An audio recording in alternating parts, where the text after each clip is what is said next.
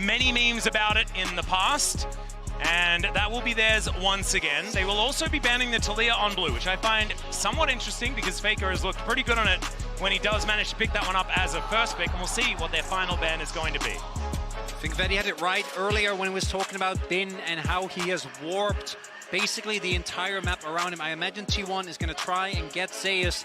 Maybe that's TF. Maybe you will pick it up in an earlier rotation. Well, it had to be Ashe. I think that, honestly, this was a great trap set up by T1 because you had to pick your poison, right? The Senna has been something that teams have dealt with from T1, but if you want to get it, this is the way to do it. I mean, it's going to be first pick, yeah. I mean, there was a great demonstration from BLG, and I feel like T1 have showed it themselves as well. The way you use center is to just, you move around the map more, right? You work with your jungler, you get a bunch of souls, and you can also have guaranteed numbers advantage with a lot of damage and setup. So I think it makes sense. Taking the Lawless away just sets T1 up to go for the Ornn, which I think is better as a solo laner than Lawless is, just because you get that much extra wave clear and safety. Or the Tahm Kench, if they'd like to go that route. I'm less of a fan of Tahm Kench. Me too. Only just because of what Ornn can do in a side lane. But we'll see what direction T1 go for. The Varus makes a lot of sense from Elk, as you're going to have a powerful bot lane 2v2, likely to follow up with mid for BLG to try and mitigate that pinch coming out from T1. But now that they found the Annie, I wonder what BLG will go towards, as the Ornn is the likely hover for T1. Is it just Ornn TF? Could be the angle airward force. BLG in a very similar situation that we saw T1 in the last game, where either you can lock in a counter pick there for Bin, and obviously his Jax is an absolute menace, but it does limit the amount of champions that Knight can play. One of the things that's really stood out to me this series so far, though, is Xun on Xin Zhao. And so if BLG managed to get that once again, I think they're in a really good position. But T1 have an opportunity to pick that one away and leave their solo lanes a little bit more ambiguous moving further forward. Because of course that Ornn is theoretically a flex pick. We know that Zeus is a fantastic Ornn player as well. Instead of the Xin though, it will be the Viego locked in for Oner, one of his favorites, but it's not denying that Xin Zhao. So what do BLG go for here? You're right in that they could just go for the Xin Zhao. Or do they want to grab a mid laner? We did see them previously on the red side grab the Nico. It didn't quite work out, but it still had an impact. Or TF. It could just be the TF again. I mean, it's been working out overall for BLG. They're going to grab it. They can now ban away some of the annoying answers. I don't know. Will they be banning the Yasuo? I don't think they will. I think we can fairly confidently, after last game, saying that they'll be fine. If you look at Yasuo again, yeah, they have Ornn. Last game they had Zac. They didn't end up making a whole lot of difference. Jax ban, no surprise there, but yeah, T1 really going again for the type of snowbally comp where you try and look with the Senna, with the Viego, move around the map, look for these early kills. Would like to see a little bit of an aggressive pick here in the mid lane as well to try and actually facilitate. Honestly, any Viego isn't bad, right? The amount of damage that Knight had in the CC was actually really big in the last game. Sets up really nicely for the Viego resets. I mean, the Xun the Nidalee into Xun ban does make sense. We know him for both his Nidalee and his Kindreds. Already great setup from everyone, Exactly. Oh dear. So now, like, Xun can go to the Xin Zhao if he wants to, but Vi has been so incredibly strong. I would respect either pick, and it will be the Vi that is locked in here just to guarantee that they'll find their target. Well, the amount of CC, right? Gold card, Nautilus, and Vi. It's going to be so hard to play out for T1. Okay. Will we get to see Zeus' Rumble? Huge teamfight impact. We saw how devastating it was in the series against G2 yesterday. Oh, Faker thinking about giving it another go. Oh. And they'll lock it in. Okay, second time on the Aurelion Soul for Faker. How do you guys rate Faker's Aurelion Soul relative to the LCK? There's one question that I ask myself with every single ASO, and it's, is it Chovy? And if not, then I'm like, eh. And in this case, I'm like, I kind of feel the same way. I mean, this is a matchup that I do think you can opt into, but how do you feel about the ASO, Vedi? I mean, I think in terms of the comp, it's very safe, very well rounded. They've got a little bit like, I think Viego is a good bridge in terms of the early to mid game. But Aurelion Soul Senna is hyper scaling, with a very solid front to back from the side of T1. Good engage from the Ornn. BLG, I think, have a lot more skirmishing power. I don't like Veigar because I just think it doesn't work. This I like a lot more with Vi. Oh, yes. God. No. I like that less. We had a great angle. I mean, it's fine. Is You have it? a little bit more scaling. I think that into Azir, when you have two hyper-scaling mid laners, it's okay. I don't love the pairing alongside Vi. I will say that Vi Twisted Fate gives you a slightly stronger top side, but you don't have a huge amount of agency in the mid lane. The beauty is that BLG do have the ability to play around the package though, and the early to mid game should just objectively be stronger, just because of how Aurelion Sol and Senna work as champions, right? So the question is, can T1 weather the storm until that point? Because BLG have shown that you give them an inch and they will take a mile.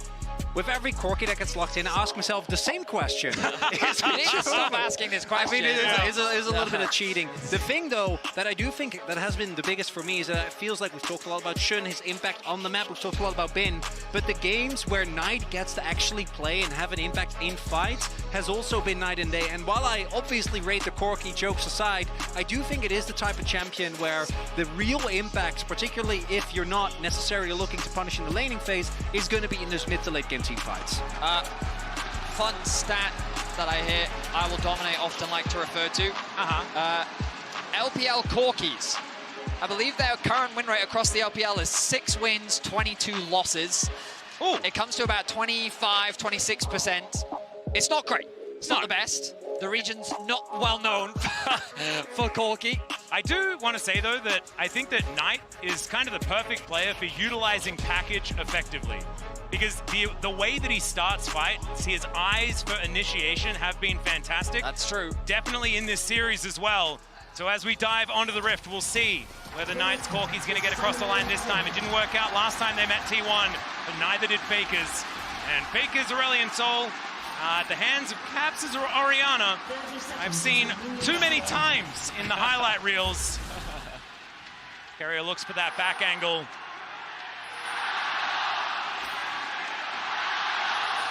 Jayo's absolutely deafening here in Chengdu. As we do see the setup, lane swap looking like it might be coming through as Keria moves towards that top side.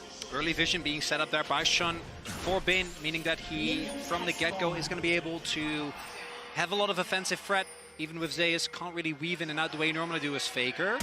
Yeah, they get the flash. On did invest his, but as I like to say, Hex Flash now at the ready.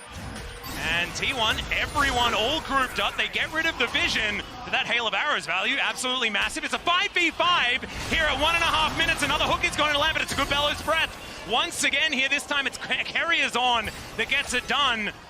And the vision's going to get cleared. No first blood just yet. The LG will not allow the swap to happen. They're going to do their best to match. As Elk and On hover around the top side, they're going to make their way towards that top lane. TP invested by Bin, Zeus, sorry, means that he will get back to lane sooner. Bin, of course, no flash on Faker, but yeah, okay, I don't think they're going to really make anything happen here. Yep, Elk and On here towards the top side. Just Keria doing his best top laner impression here, as we can see. Gumayusi just kind of hovering around mid lane to offer that extra support for Faker, cautious of the fact that Bin still hasn't been spotted on the map. Zeus is going to have a full level advantage over his lane opponent, which is going to be good for him. But Bin, I don't think is going to be too concerned about it. Again, we talk about this all the time. The Twisted Fate passive is going to help him catch up in terms of gold relatively quickly as Faker takes a nice trade against Knight in mid. Faker going to be looking to try and utilize those early levels for Acel, just continuously proc Comet. Nice hook. Not really going to get too much though, as the snare is going to connect, but no follow-up because there's no ward in that brush. One of the big advantages of the Ornn is that he is really hard to dive. We do see Shun will hit level 3, might look for something, but equally likely to just head towards the bottom half of the map. Faker getting covered a little bit there by the early levels, as you're pointing out, by Guma, but Wave is just going to crash. BLG even with a PTA actually here on the Vi, extra damage, and Faker, he has an inkling. On hasn't showed for a while. Zeus will find a really nice trade here. Is On going to move in? Oh dear, Faker in so much trouble. No flash, no chance, and will be taken down. First blood for Knight's Corki. He had no means of escape. The flash investment from On at level 1 pays dividends as BLG secure first blood, but Elk. Elk? As Keria's just farming. It's like, Gumi, you should just don't get yourself killed, please. Big thing there is you're level 3 Varus with lethal tempo. Unless Keria finds somehow a CC chain on top of you, you're going to win that. Varus' early levels are so insanely strong as On makes his way over. He's just walking in, looking to try and get Gumayusi here, but meanwhile on the bottom side of the map, Shun getting attacked, but will find the Vault Breaker. Good movement here from Oner. We'll get a bit of damage back down. Still just the junglers going to be passing one another. Arrow going to be avoided there by Gumayusi. Kind of crucial here in this matchup, but not going to be able to stop this blighted Quiver from being activated by the hail of arrows. There's a Hex Flash forward from On. He'll find the snare onto Keria, but he gets the knock up, and that is going to be the kill. Elk going to be taken down by the Ornn. He tried to give it to Gumayusi, but does not work out. Still, they'll even out the kill score. Extremely necessary kill there because mid lane was looking rough. T1 in the 2v2. Find the outplay. BLG biting off a little bit more than they can chew. Yeah, Elk and On were the ones to try and force that fight. And overstepping their bounds, a really nice combo from Keria comes out. And Elk is left without many options. I mean, I think he still had the flash available, but in any case, another play on top lane. The root. Yeah, Shun coming on in. You can see, not going to be quite able to get in to the right position. Has now been ghosting after Zeus, both of them pressing the button, and that is going to mean Zeus gets himself out. Vin still has the flash, though. As he puts some nice pressure down onto Zeus. He's going to go back to base. Bit of a CS lead being built between the top laners in favor of Zeus. Of course, that gold still staying relatively even means that the gold across the board, largely even. Gumayusi didn't quite secure the kill. It was, in fact, Keria, but that's only going to make this front line even tankier for the side of T1. We talk about how their composition is all about hyperscaling. It's very much about being able to play that front to back. And getting this advantage, mitigating BLG's options to skirmish and find leads in the early game, is really setting your comp up for success later into the game. We're also seeing T1 use this Senna again, try and have as much impact as possible while still securing a decent amount of souls. One of the things to note as well is that Elk has gone for on hit, which I understand he's playing into double frontline, so going for lethality feels really, really rough, but he doesn't have that much frontline. His space, particularly when you get later into the game, there's going to be Ornn horns flying around, there's going to be Acel just as a champion existing. Eventually, it's going to become really hard to get consistent damage out of this Varus, particularly if you fall behind early. And it's so awkward, right? Because into a tank, which K'Sante kind of is, you want to build the on-hit so that you can actually kill a tank, but also then you can't stand back far enough so that he can't just engage on you and kill you. It's just K'Sante, man. I don't know. Every time we seem to complain about it, and every time it seems to be relevant, as we do see neutral objectives traded. Zeus is underneath this turret. Speaking of which, I don't know about this one, though, as All Out is going to come through. Zeus going to try and survive, but that just kills him. I think taking 5 turret shots, maybe not the angle here, guys. What was that from Zeus? A huge mistake. The wave got cleared out so fast by Elk. He didn't even have to flash. Just a straight-up free kill donated over to BLG AD carry. Well, if at first you don't succeed, let's try again. He doesn't find the ultimate, but that flash was gorgeous, and he's looking to outplay. It doesn't work out, but still then able to win the fight on. He gets 2 for himself. And with BLG at match point, T1 tried to execute a dive. Zeus just dies to the turret. The rest of the team doesn't get the shove in fast enough, and On is there to punish.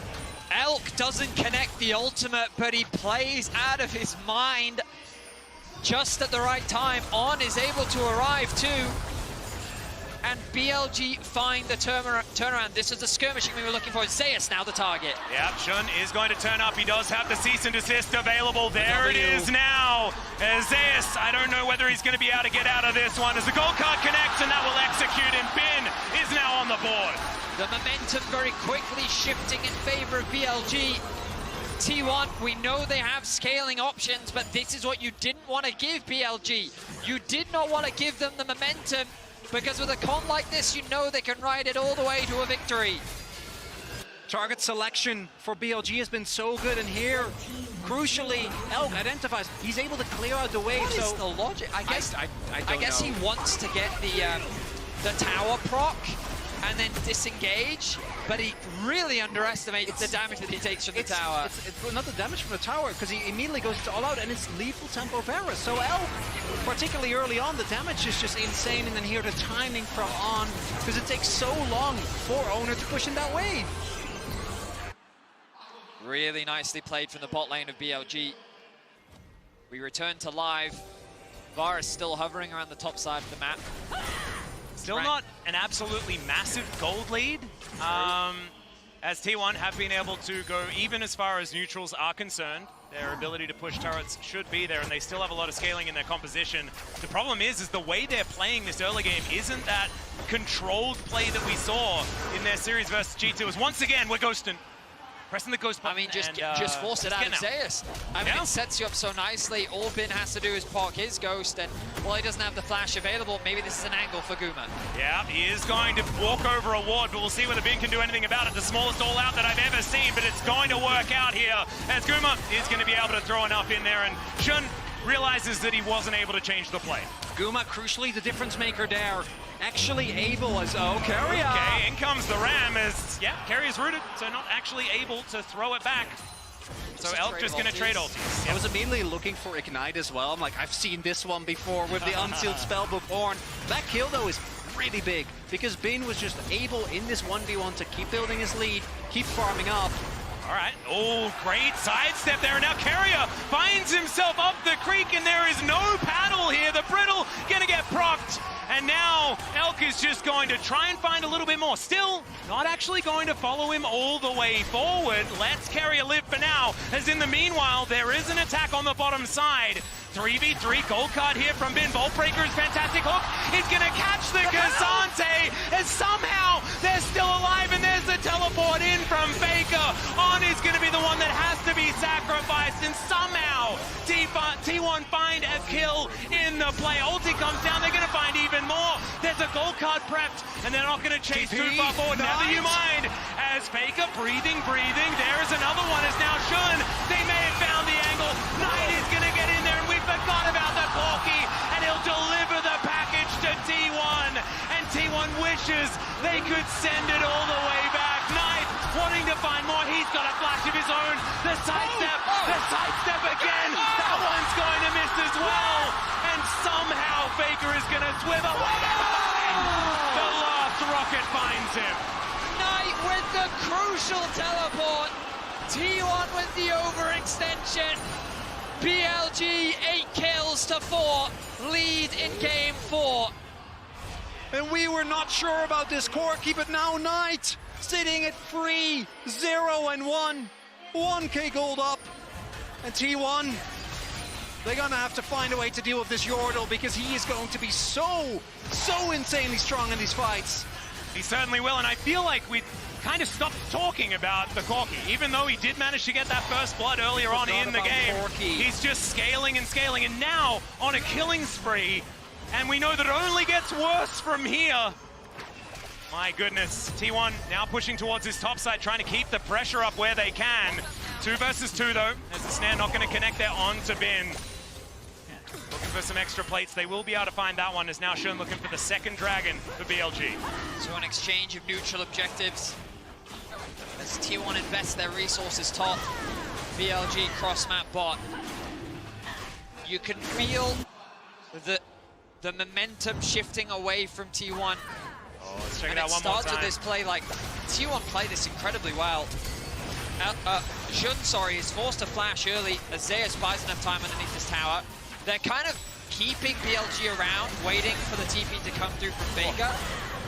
Okay, in the meantime, now Shun might be in trouble here. The ulti comes down from Faker, and they start the fight off with a kill onto Shun. There's another one onto Knight as well, and the shutdown goes to the Dragon, and T1 finding some momentum. In the previous play was T1 that overstepped. This time it's BLG. Keria with the long-range engage as Oner finds the resets. Such a much-needed play from T1. Not only do you get that crucial shutdown onto Faker, but you really do kind of knock the wind right out of BLG. A fantastic pick, stabilizes the game a little bit more, and further accelerates this Aurelion Sol that you want to get online as quickly as you can. And it's double stacking, right? And we're looking over the side of BLG. They have a Corky, scales extraordinarily well. I think that they will be able to put up a fight in the later game, but when you've got Senna, Aurelion Sol on, you do kind of cheat when you start to get to the later minutes of the game. Has now been moving forward, but I don't know whether he wants to. Zeus, he is going to be able to mitigate the CC, finds another one here. Shun able to sidestep, piercing darkness coming in, and T1 are able to walk away. were able to stall enough time. BLG don't have a lot of vision in the jungle of T1. They don't want to risk someone coming in. And either team, I think, taking some lessons from these back-to-back overextensions. It's crazy to think that a few minutes ago, Knight had a 1k gold lead over Faker, and now that gold lead has been neutralized thanks to the shutdown. And T1 rather, are just neutralizing right now. They're continuing to mount advantages as the tower is secured in top. The Herald is alive, and both teams set their sights on it. Look at the mini-map. Everyone is resetting out towards mid lane. Zeus knows that he has TP, so he's going to be sent to catch bot. Bin doesn't have that same luxury, but he is hovering around the bot side, meaning that T1, once they spot him, can force a play around Herald, knowing that they should get the numbers advantage. And T1, as you saw at the top of your screen there, able to get a whole lot of plates in the early stages of the game. And despite the fact that all of those kills went over to BLG, I think that's what kind of kept T1 in it as far as the money was concerned, not to mention the TF on the other side really skewing things. The Gambler makes it very hard to keep a gold lead against him. And so now, as we equalize, those 2 kills really feel like T1 have got an extra lease on life in not just this game, but this series. If they lose this, it's just done. And once again, it's that 3-1 for BLG. Teleport coming on in here. Zeus maybe just wants to take the turret before he's going to die, but Knight is coming in and he wants to get yet another kill for himself. Couldn't get to the wall, couldn't get all out. And that is going to be another kill going over. This time, at least it does go to On. T1, I think we'll take that, especially with On getting the kill. This isn't a farming Nautilus. Gold doesn't feel quite as good. And on the flip side, T1 is taking the Herald. Zeus got the turret as well, so T1 gonna take that trade.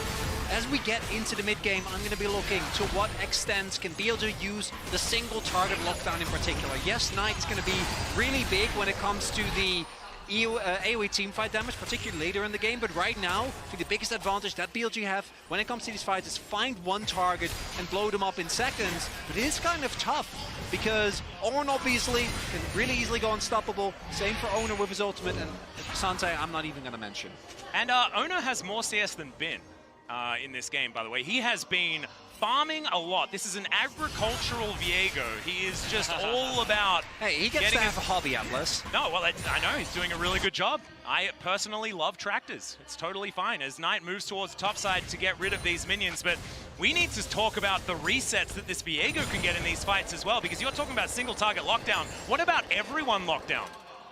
Because Faker presses R button and it's like Sejuani ultimate for everyone. I mean, it's going to be interesting because you are right, Atlas. You've been commenting on it a few times that Knight, you can't afford to underestimate this Corki's late game threat. We've seen it too many times from Chovy to know what this champion can do. Is it PTSD that you're identifying in my words? Yeah.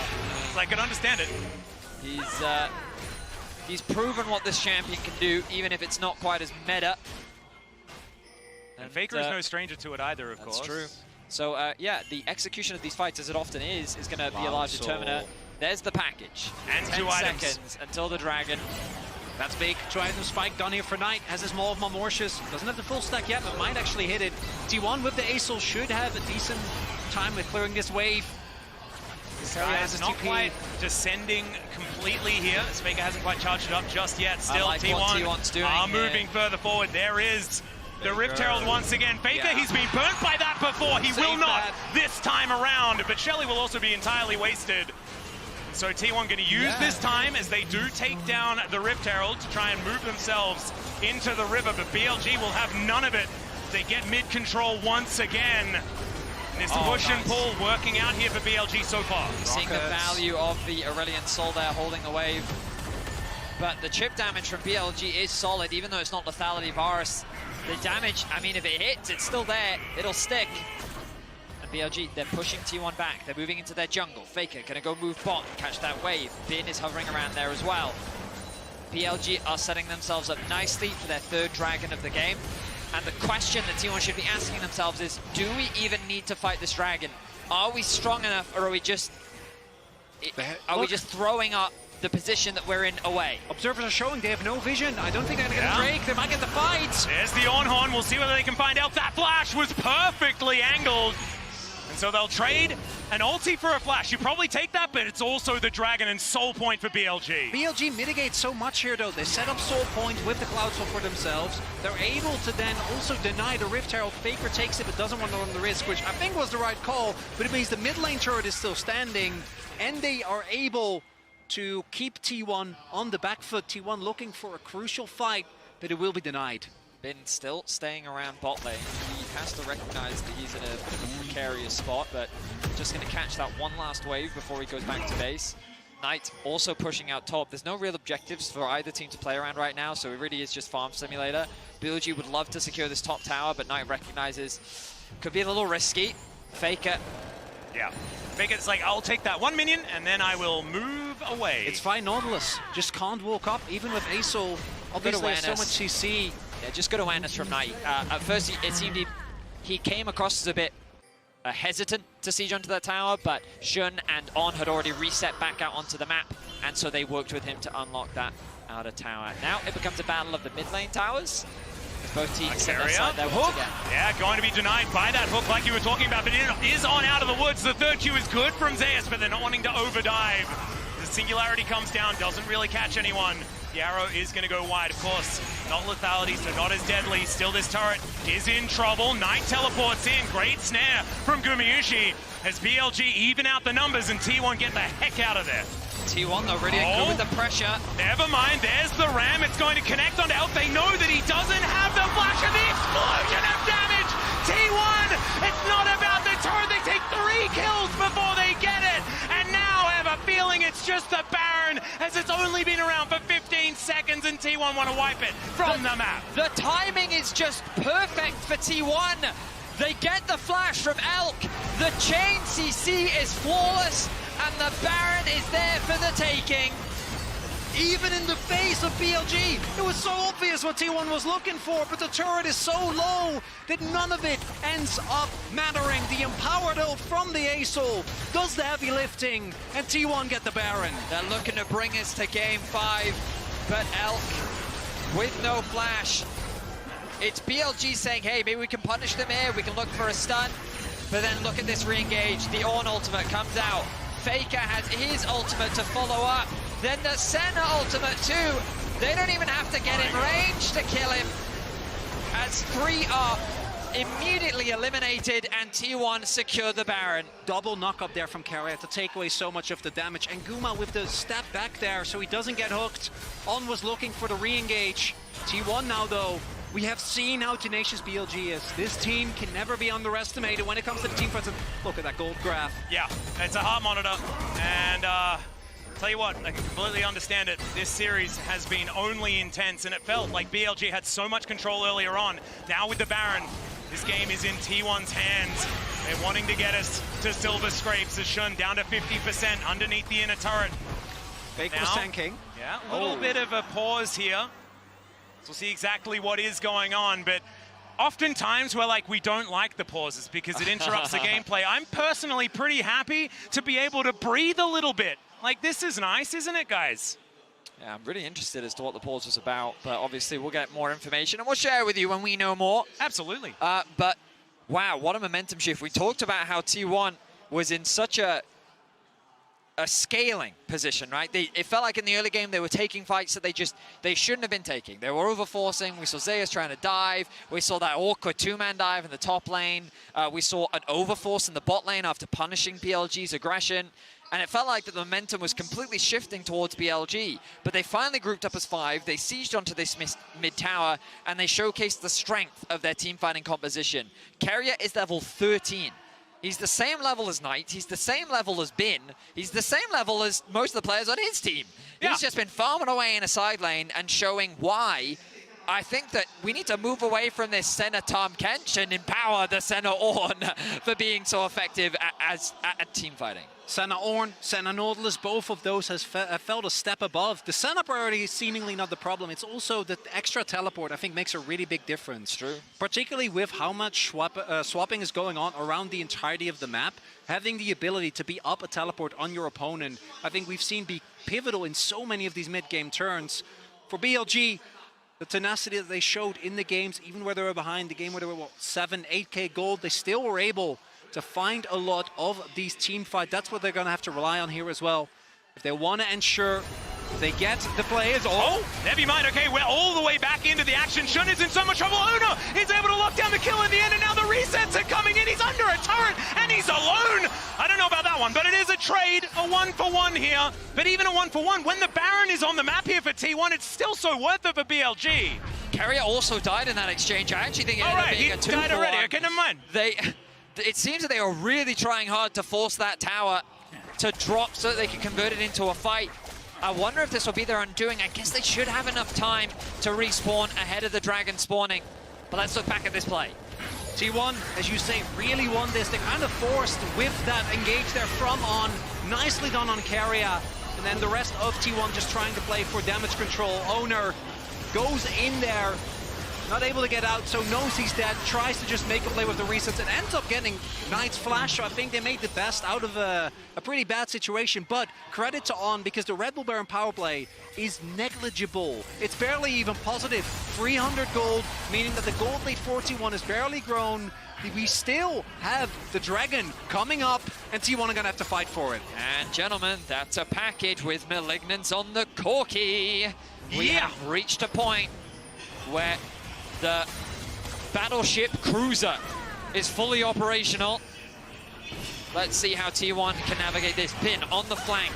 Oner recognizing it. Wards to try and cut it off. Here's the TF ult. Yeah, Destiny coming on in here. Gumayusi trying to keep himself safe over. Oner diving onto Bin, but there is the on-horn. Knockoff is perfect to deny the ram.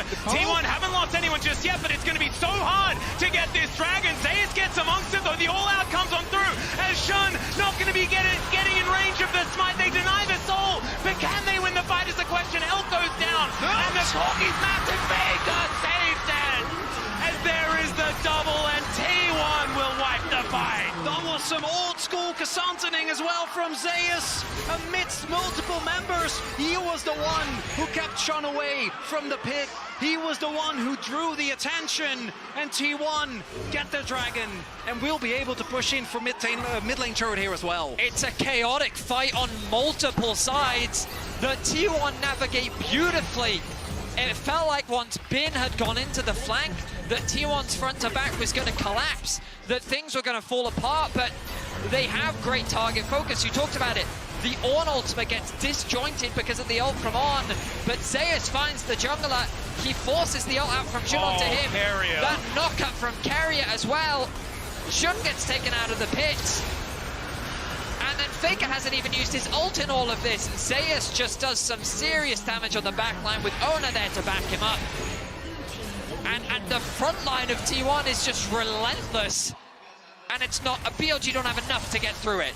That's what we expected to see. Nicely done, Zeus. More damage than the Aesol. The big thing there as well is that Knight, even though he got a lot of damage down, did use a lot of his time to take down Guma, which eventually ended up happening, but Guma still got the ultimate off, and with his flash, was able to stall for a decent amount. T1 though, this is a decent gold lead. They have great scaling. We see still, as long as this Corki is on the map, I imagine T1 are gonna have to respect, and no one can overstep with the amount of CC that's available here. BLG, they keep on looking, wanting to get back to that grand final. There's another hook, but now the ram is going to follow. Another route is going to deny it though. Still, I'm gonna take a bit of damage. Rockets flying on in here, not quite doing too much here to the very tanky members of T1. Still sieging, trying to find this inner turret on this top side of the map. Bin is moving up though, almost in Destiny range. As we can see, teleport at the ready for Zeus though, he can answer. Much longer cooldown. You can see T1 still so respectful, and they absolutely have to be. Being pushed so hard here by BLG. There's no package, and they have empowered ulti, so T1 feel very confident here. Teleport available as well, as you say, to match the threat of Bin going in. T1 don't have anything to be afraid of, though. Ultimates are on their way back up. The poke damage onto Guma is effective, and that's actually going to be enough to push T1 away. But the Baron, 10 seconds, so they immediately go towards it, or will they choose to reset? Looks like reset will be the answer. Bin doing what he can. Maybe he can trade for a mid-tier 1 hit, finally take that one down. I see Zeus looking for a flank. The Destiny going to come out to get that information. But you're also like, are you guys on Baron? T1, be honest, come on. Are you guys on Baron? T1 was sitting on a large amount of gold. across the board. We see as well big finishes coming in. Yeah. First upgrade there for Faker. We have the Sterix now done for Oner. But like, this Corki damage is not as terrifying when it's only hitting onto Zeus and Keria. Look at that magic resistance coming out from Keria.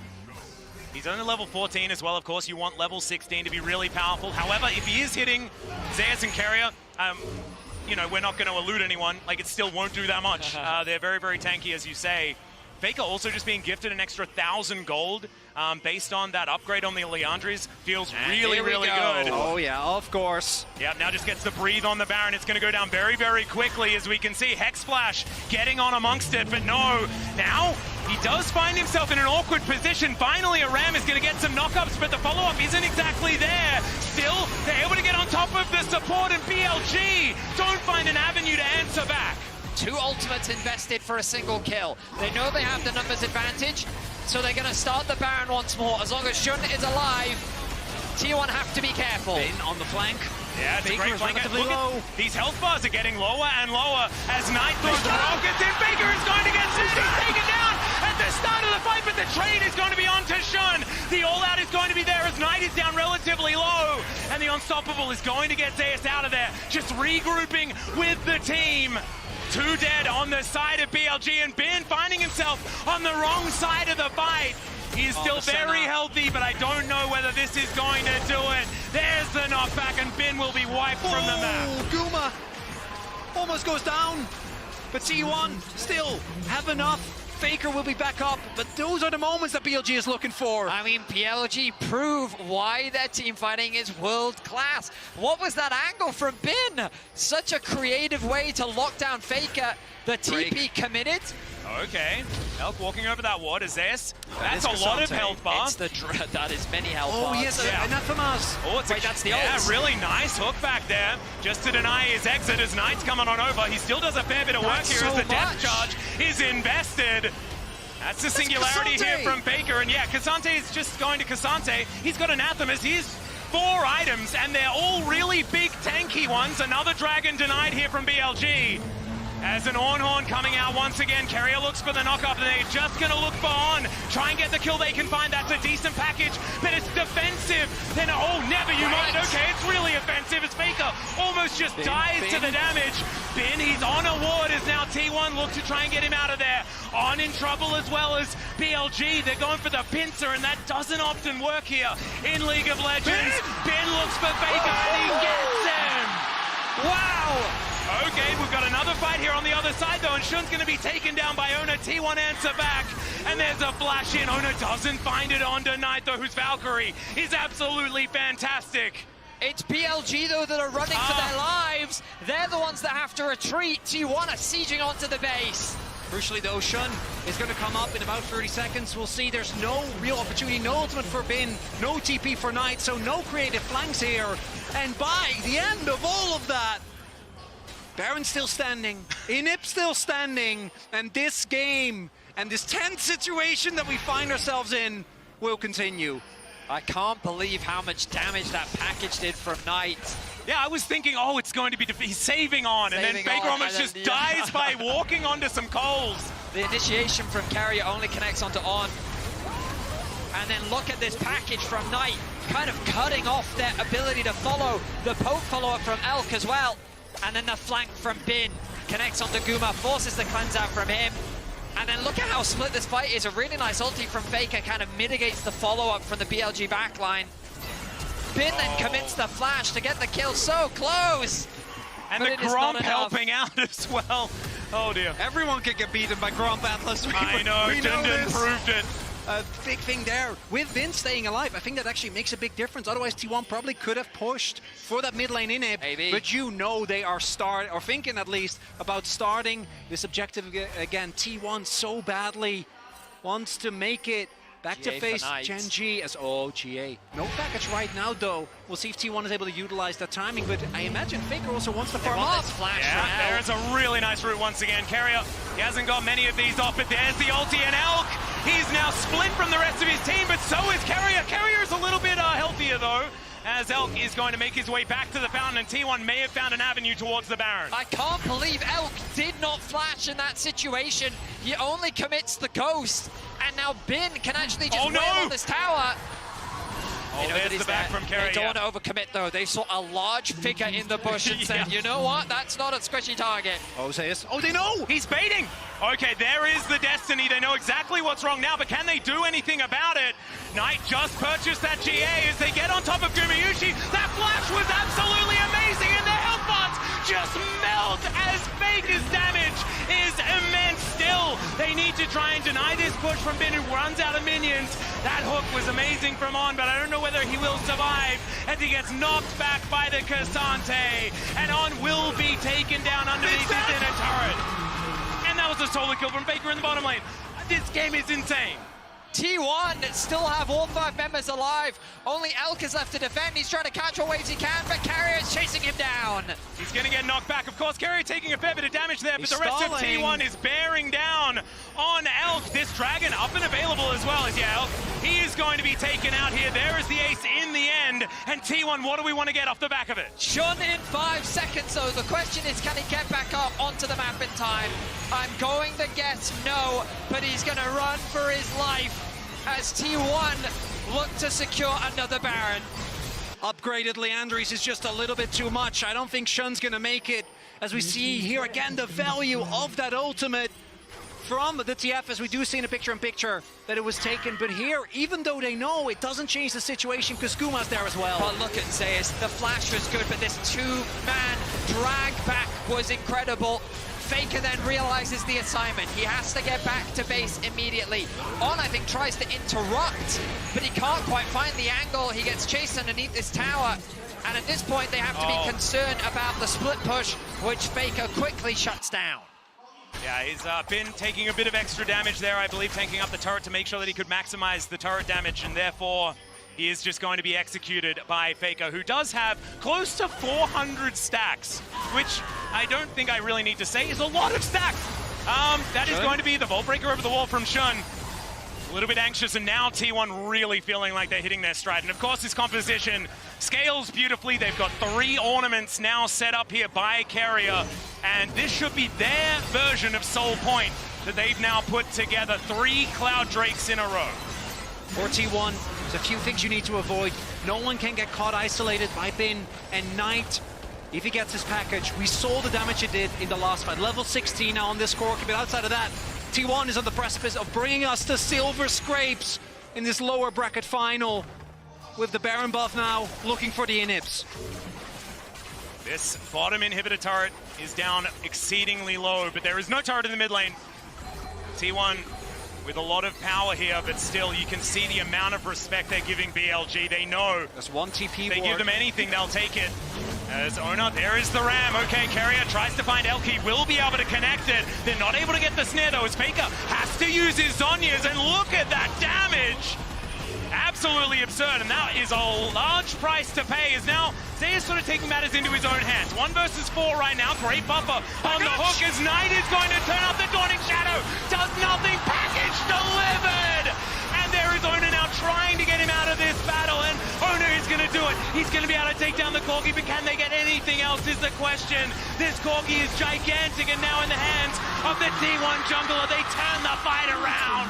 And I thought that this was going to be the comeback angle for BLG, but T1 say no. They say that they love silver scrapes, and they'd like to put it on one more time. Bin stands alone as he watches turrets fall, but I don't think even he can save this one. BLG fall apart. T1. Wait a minute. Zeus is going down extremely low. They're going to hold on to their last Nexus turret. Zeus somehow survives. Not sure about that one, but these health bars are going down so low. Oner still going to tank up that last turret shot, but now he's able to get in there. That's his Vault Breaker now. And Zeus comes back with a more than full health bar. That's everyone else's health bar as well, I'm pretty sure. And that ram will stop anyone from being able to deny this Nexus. And there it is. It was slightly delayed. They had to work so hard, but the Nexus will be taken, and T1 will take us to Game 5.